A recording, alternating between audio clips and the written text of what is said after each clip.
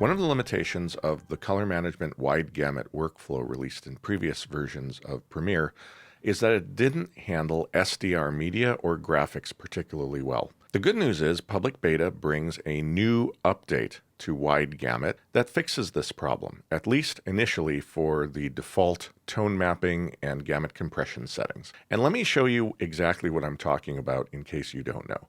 If I open up the color management panel, in color setup, I have the wide gamut tone mapped option. If we just switch off to another clip here, I can show you what I'm talking about. In wide gamut, I get a lot of additional range for boosting contrast or manipulating exposure without immediately clipping things in the way that I would if I were to go ahead and switch myself back to DirectRec 709, where you can see that the exact same adjustments would be blowing me out, and I'd have a lot more work to do pulling things back into range. So wide gamut gives me more range without clipping. It gives me a nice soft roll off up at the shoulder and down at the toe of the image, and it really helps me grade. However, in the previous version, what you saw is what happens when we turn this Apply Inverse Tone Mapping and Gamut Compression checkbox off. What happened was graphics that are generated by Premiere would get darkened. With this checkbox turned on, which is on by default, you can see that all graphics are properly output such that white hits max, just the way you would expect.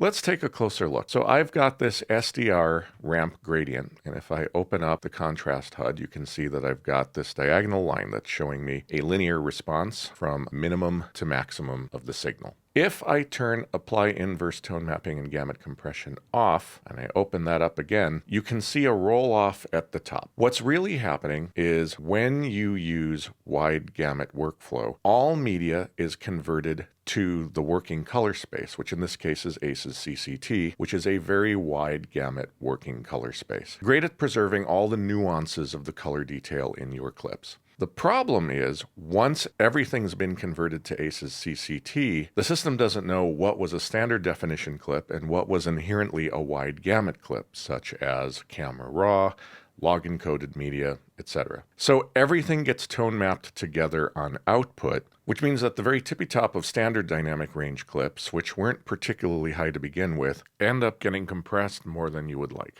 With Apply Inverse Tone Mapping and Gamut Compression turned on, that doesn't happen. And you can see that while we're using the wide gamut tone mapped color setup, and in fact, the working color space is set to ACES CCT, we're not getting that roll off at the top. The system is automatically compensating for all graphics and all SDR clips so that they appear exactly the way they need to be. This is only available for the default output tone mapping option, hue preservation, and for the default output gamut compression setting, luminance preserving. If I were to choose one of these other settings, then this no longer functions. However, we're working as fast as we can to make all of these other options work properly with the system and with this checkbox. And so by GA, you should be able to use any combination of tone mapping and gamut compression settings you want, and everything will work correctly.